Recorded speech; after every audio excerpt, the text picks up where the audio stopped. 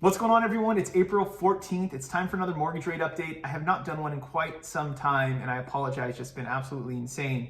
But I want to make sure you guys know what's going on, and rates have improved a little bit. We were on that horrible slide, downward trend for like 6 weeks or so. Kind of hit what I would call the new normal. They mellowed out, and then we saw them improve a little bit. So I'll jump straight in. I'll show you the trends I've been watching, and we'll go from there. Here we go.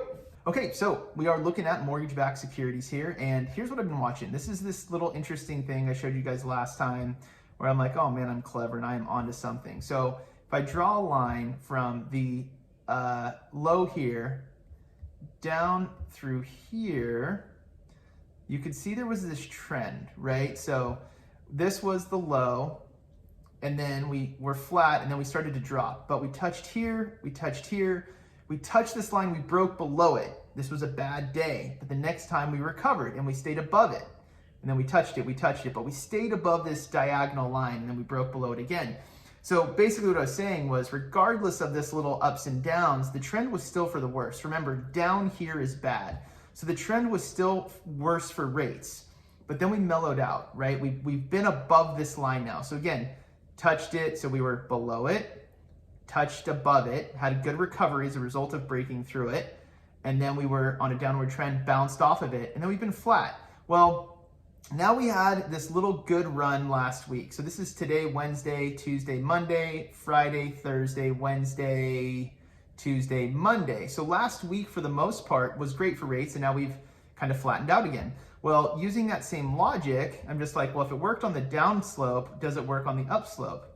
And it kind of does. It's not as perfect, but look, above, broke below, kind of a day of indecision, stayed above, broke below, touched it, right? But now we're below this line. So what I think that means is we kind of are gonna have a new normal through here. If we draw a line straight across about there, you can see that where we touched today is basically on par with where we saw some levels of resistance in the past.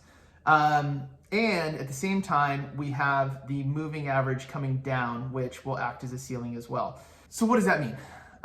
It's good news. Rates are staying in, I'd say, the high 2s, low 3s on a 30-year fixed, which is a great place to be. Remember January of last year, before COVID broke out, we were at like 3.875, which was incredibly low. That was the low. So we're in a really good spot. Now, what I always say about rates, focus on what you can control, let go of what you can't. None of us can control what the mortgage markets are doing, what interest rates are doing.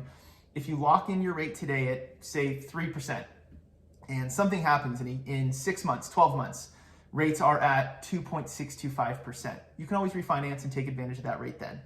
If rates go up to 5% and you locked in at 3%, how do you feel? You're really glad you have what you have. So don't overthink it. Don't make rash decisions based on the interest rates, because you cannot control them. If you're looking at buying a home, prices are only going up. That's why I haven't done a rate video in so long, is the market is moving so fast and furious that I have had no time other than to react to help my clients get their offers accepted.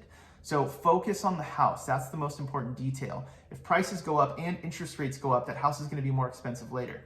So I hope this is helpful. If you guys have questions, comment below. Let me know how I can help. Thank you so much, and I'll talk to you soon. Cheers.